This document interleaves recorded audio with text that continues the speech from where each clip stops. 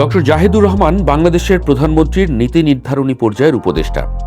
ভারতের সরকারি আমন্ত্রণে একটি আন্তর্জাতিক বৈঠকে যোগ দিতে দিল্লি গিয়েছিলেন, কিন্তু বিমান থেকে নামার পরপরই ঘটে অদ্ভুত ঘটনা। ভারতের ইমিগ্রেশন কর্তৃপক্ষ তাকে ঘণ্টার পর ঘণ্টা আটকে রাখে। পরে ভুল স্বীকার করে প্রবেশের অনুমতি দিলেও তিনি আর ভারতে পা রাখেননি। বিমানবন্দর থেকেই ফিরে আসেন দেশে। সেই সিদ্ধান্ত এখন কূটনৈতিক অঙ্গন থেকে সামাজিক যোগাযোগ মাধ্যম সবখানেই আলোচনার কেন্দ্রে। তিনি শুধু তথ্য ও সম্প্রচার উপদেষ্টা নন, প্রধানমন্ত্রী তারেক রহমানের নীতি ও কৌশল বিষয়ক উপদেষ্টাও। ভারত মহাসাগরীয় অঞ্চলের দেশগুলোর সংগঠন IOR এর জ্যেষ্ঠ কর্মকর্তাদের বৈঠকে বাংলাদেশ প্রতিনিধি দলের নেতৃত্ব দিতে দিল্লি গিয়েছিলেন তিনি। বৈঠকটির আয়োজকও ছিল ভারত নিজেই, অর্থাৎ অতিথি হিসেবে নয়, আনুষ্ঠানিক প্রতিনিধি হিসেবেই তার সফর ছিল। বাংলাদেশের পক্ষ থেকেও কূটনৈতিক প্রক্রিয়াও অনুসরণ করা হয়েছিল পুরোপুরি। দিল্লিতে বাংলাদেশ হাইকমিশন আগেভাগেই ভারতের পররাষ্ট্র মন্ত্রণালয়কে লিখিতভাবে অবহিত করেছিল। পাশাপাশি ফোনেও যোগাযোগ করা হয়। তারপরও দিল্লির ইন্দিরা গান্ধী আন্তর্জাতিক বিমানবন্দরে পৌঁছে তাকে দীর্ঘ সময় অপেক্ষা করতে হয়। প্রশ্ন উঠেছে, সব তথ্য আগে থেকেই জানার পরও কেন এই পরিস্থিতি তৈরি হলো? ভারতের কয়েকটি গণমাধ্যমের দাবি ডক্টর জাহেদের নাম নিরাপত্তা পর্যবেক্ষণ তালিকায় ছিল, কারণ তার ইউটিউব চ্যানেল আগে ভারতে ব্লক করা হয়েছিল। সমালোচকদের মতে বিষয়টি কেবল প্রশাসনিক বিভ্রাট নয়, এটি ছিল রাজনৈতিক বার্তা দেওয়ার চেষ্টা। অর্থাৎ ভারত বিষয়ক সমালোচনামূলক অবস্থান নিলে তার প্রভাব কী হতে পারে সেই ইঙ্গিতই দেখানো হয়েছে।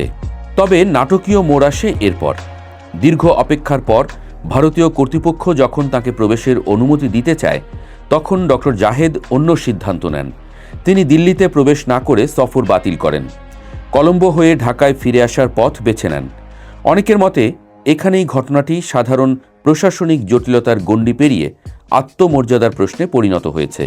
ঢাকাও ঘটনাটি হালকাভাবে নিচ্ছে না। পররাষ্ট্র মন্ত্রণালয় জানিয়েছে, পুরো বিষয়টি খতিয়ে দেখা হচ্ছে। সরকারের দায়িত্বশীল মহল জানতে চাইছে, যেখানে আগে থেকেই সফরের সব তথ্য জানানো হয়েছিল, সেখানে বিমানবন্দরে এমন পরিস্থিতি কেন তৈরি হলো? কূটনৈতিক অঙ্গনে এটিকে একটি অস্বস্তিকর বার্তা হিসেবেই দেখা হচ্ছে। এই ঘটনার সময়টাও গুরুত্বপূর্ণ। ভারত বাংলাদেশ সম্পর্ক এমন এক পর্যায়ে রয়েছে যেখানে দুই দেশের মধ্যে নানা ইস্যুতে টানাপোড়েন চলছে। সীমান্ত বাণিজ্য, আঞ্চলিক রাজনীতি এবং চীনের ক্রমবর্ধমান উপস্থিতি সব মিলিয়ে নতুন বাস্তবতা তৈরি হয়েছে। সেই প্রেক্ষাপটে একজন জ্যেষ্ঠ বাংলাদেশি প্রতিনিধির সঙ্গে এমন আচরণ স্বাভাবিকভাবেই বাড়তি প্রশ্ন তৈরি করছে। দিল্লি বিমানবন্দরের সেই কয়েক ঘন্টা হয়তো কূটনৈতিক ইতিহাসের বড় কোনো ঘটনা নয়, কিন্তু এর প্রতীকী গুরুত্ব অনেক বড়। কারণ শেষ পর্যন্ত আলোচনায় উঠে এসেছে একটি বিষয়ই, বাংলাদেশ কি আগের মতো নীরবে সব মেনে নেবে, নাকি সম্মানের প্রশ্নে নিজের অবস্থান স্পষ্ট করবে?